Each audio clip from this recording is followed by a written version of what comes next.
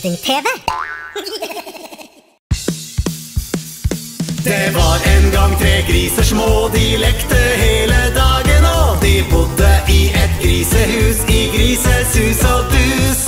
Ha, ha, ha, her har vi det bra, skal aldri dra herfra.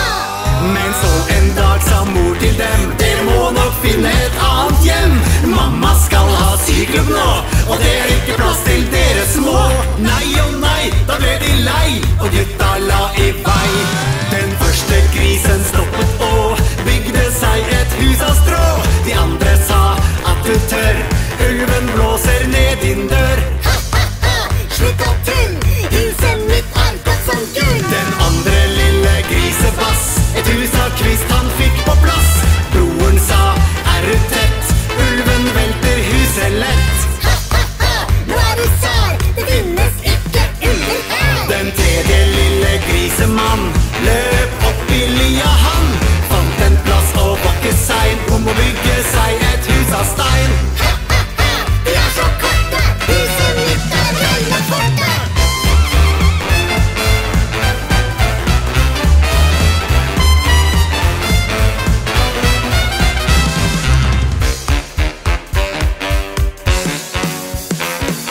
Slipp meg inn, din lille gris, så skal du jammen få en is. Store stygge ulv forsvinn, du klarer ikke komme inn. Ha, ha, ha, ulven lo og blåste huset hans i to. Den lille grisen løp sin vei med ulven etter seg.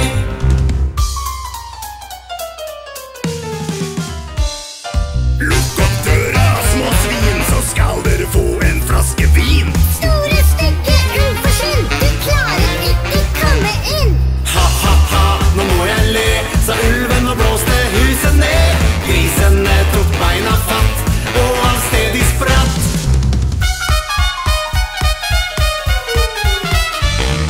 Slutt meg inn da, grisegutter, jeg blåser ned huset om 2 minutter. Slutt med denne leiken, jeg vil ha bacon. Bacon. Den tredje grisen hadde vett, han hadde kjøpt seg en rakett. Stakkars ulven, han fikk svi, fikk rakett i rumpa si. Ha, ha, ha, her har vi det bra, vi skal aldri dra herfra. Ha, ha, ha, her har vi det bra, skal aldri dra herfra.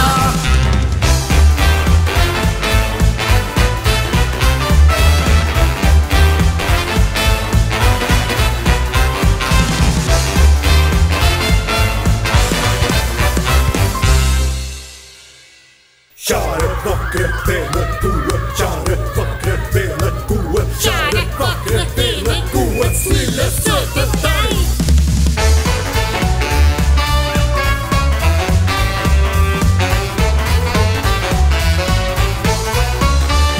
Det var en gang ei kone, hun stekte pannekake. 7 sultne skriker unger, de skrek og ville smake. Å nei, sa pannekaka, nå spiser de meg opp.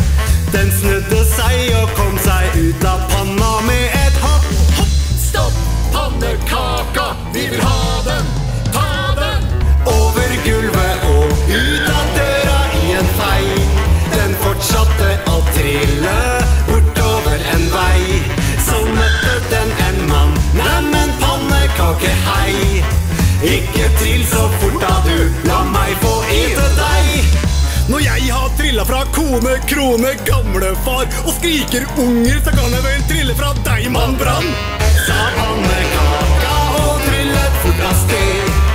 Trille, trille, trille, den trillet videre. Så møtte den ei høne på pannekake, hei. Ikke trill så fort da du, la meg få ete deg.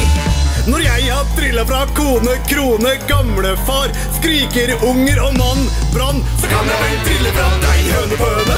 Sa pannekaka og ga gass, forbi en fyr på trommer og 3 på kontrabass. En hane sto langs veien, neimen pannekake, hei. Ikke trill så fort da du, la meg få ete deg. Når jeg har trillet fra kone, krone, gamlefar, skrikerunger, mann, Brann og høne, bøne, så kan jeg vel trille fra deg, hanebane. Og videre så møtte den en and, ei gås og en gasse, sultne alle mann.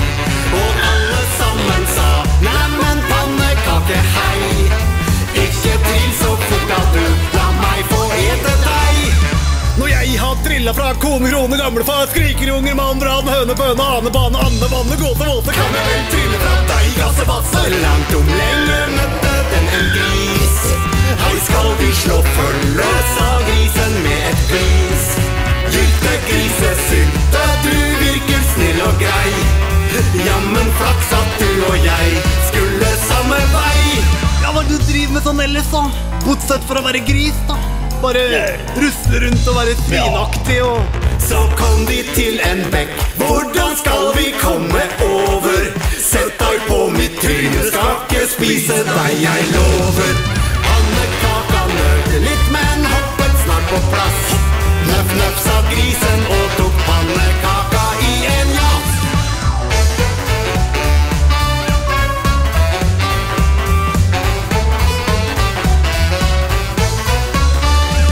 Snipp, snapp, snute, du er ute.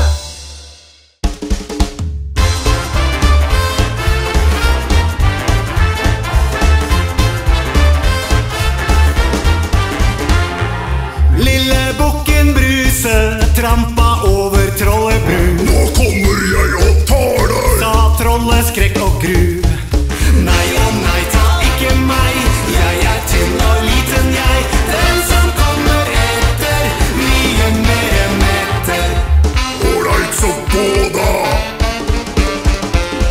Mellom bukken Bruse trampa over Trollebru. Nå kommer jeg og tar deg. Sa trollet skrekk og gru.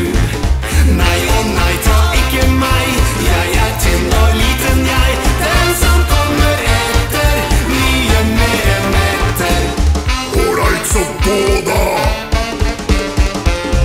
Store bukken Bruse trampa over Trollebru. Nå kommer jeg og tar deg. Sa trollet skrekk og gru.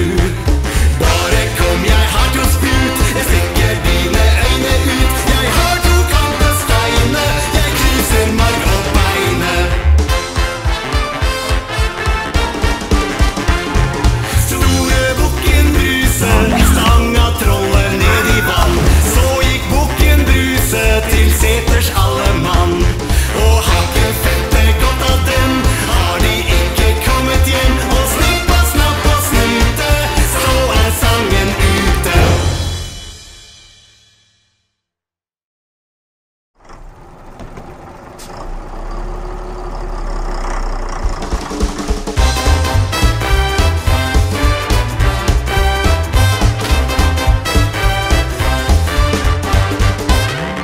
Hjulene på bussen, de går rundt og rundt, rundt og rundt, rundt og rundt. Hjulene på bussen, de går rundt og rundt, gjennom hele byen.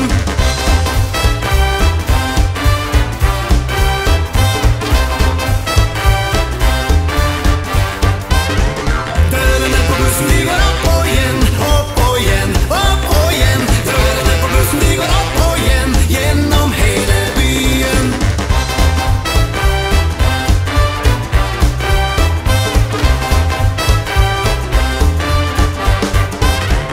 Folka på bussen hopper opp og ned, opp og ned, opp og ned. Folka på bussen hopper opp og ned, gjennom hele byen.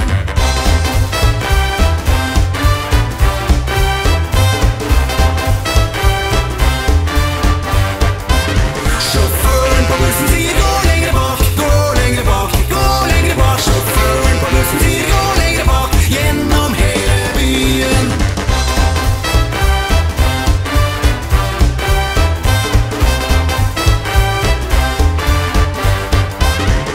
Barna på bussen klapper hendene, hendene, hendene. Barna på bussen klapper hendene, gjennom hele byen.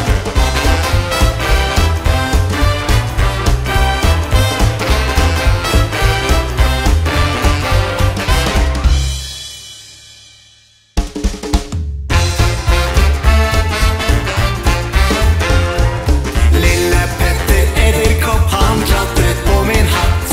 Så begynte det å regne, og Petter ned han tatt. Så kom solen og skinte på hans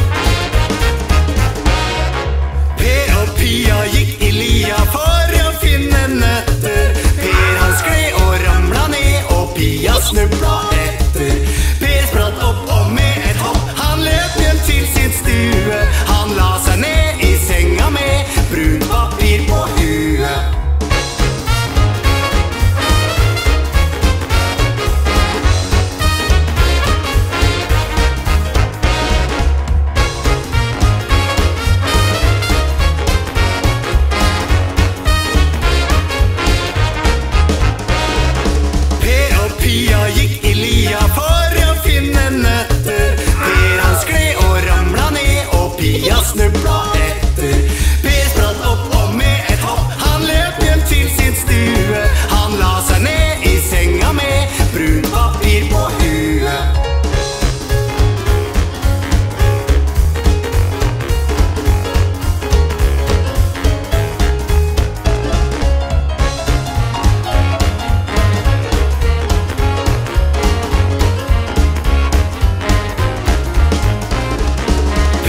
Pia gikk i lia for å finne nøtter. Per han skled og ramla ned, og Pia snubla etter.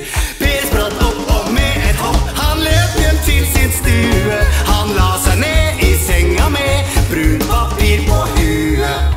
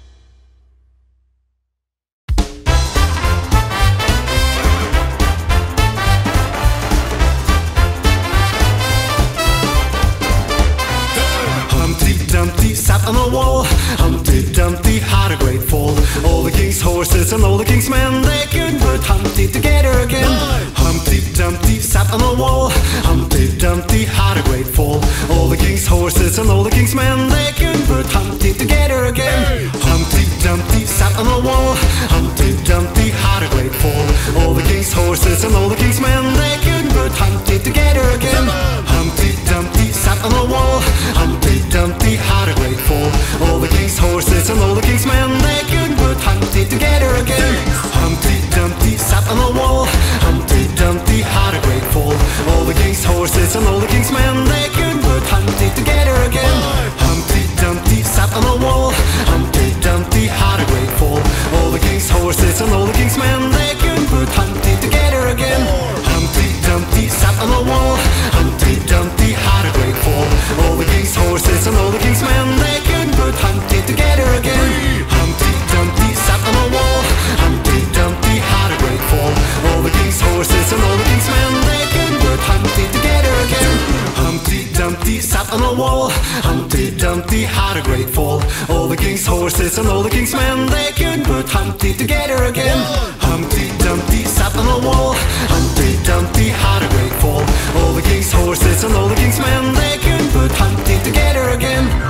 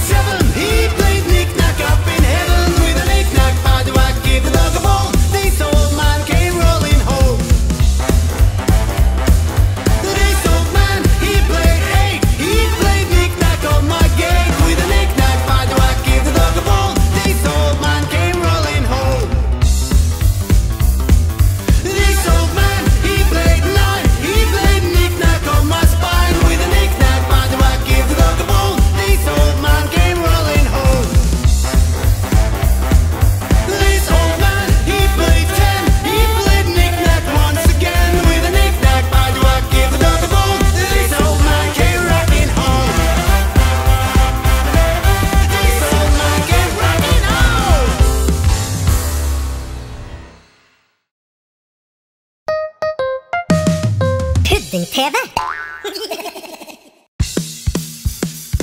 Det var en gang 3 griser små, de lekte hele dagen, og de bodde i et grisehus i grisesus og dus. Ha, ha, ha, her har vi det bra.